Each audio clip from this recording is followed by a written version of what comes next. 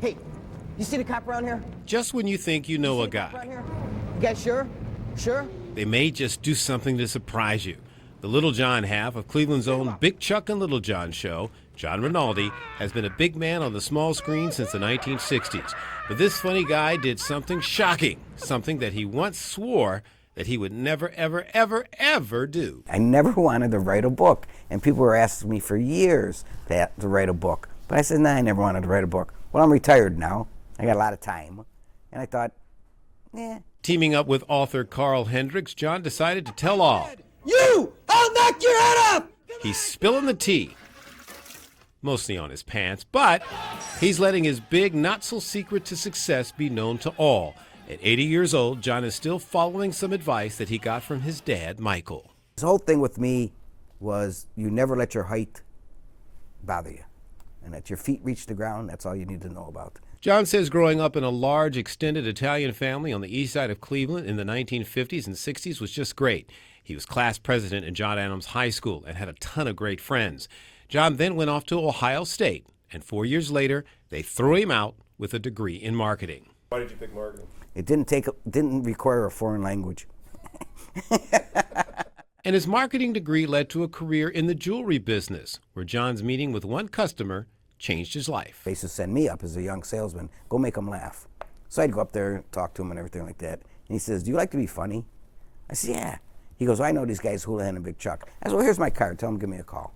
And that was it. That customer was Dick Blake, a popular local entertainer. And those Big Chuck and Houlihan guys, well, they kind of had this little show going on. And they needed a small guy. And a week, 2 weeks later, I get a phone call at the jewelry store. And he goes, John Rinaldi? I said, yeah. He goes, Big Chuck here. And I'm thinking, yeah, sure. Who says that? He said, why don't you do a skit? Would you do a skit? And I said, well, what is it? And he goes, well, you're going to be dressed like a girl. Here's Bridget, the midget, the queen of the blues. And in John's Cleveland television premiere, he borrowed a pair of combat boots and some of his sister's clothes, which he still hasn't returned, and danced his way into a new career.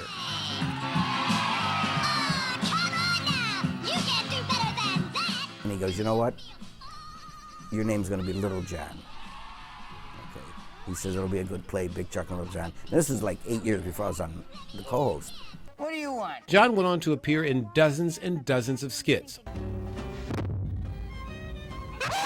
all at the same time working full-time as a jeweler and raising a family. She did everything. And fabulous cook, fabulous housekeeper, fabulous mother, and she worked in the jewelry store too. And when Houlihan left the show in the 1970s, it became John's turn. He was Mr. Inside and I was Mr. Outside. So he would take care of the show and I would take care of all the personal appearances, the contracts. You miss Chuck, don't you? Yes. It's been a year now. A year in January. My birthday. Died on my birthday. And for more than 25 years together, Big Chuck and Little John would make folks laugh. A jeweler by day, yes. But on Friday nights at 11:30, Come here. John might be a caveman, or even someone dumb enough to step into the ring with world heavyweight champ Mike Tyson. Go! And while the show is now off the air, Little John is still out there entertaining, and sometimes even trolling a few people from time to time. Hey, Coach, based on the height difference of Hoyer and Manziel. And yeah, he even wrote this book, the book he never wanted to write. John says the book has TV stories in it, but it's not a book about TV. It's a book about life, his life, and all the fun that he's had all along the way. And they're going to see I had a happy life and a fun life. And I laughed my way through life. In Cleveland, Roosevelt Leftwich, Fox 8 News.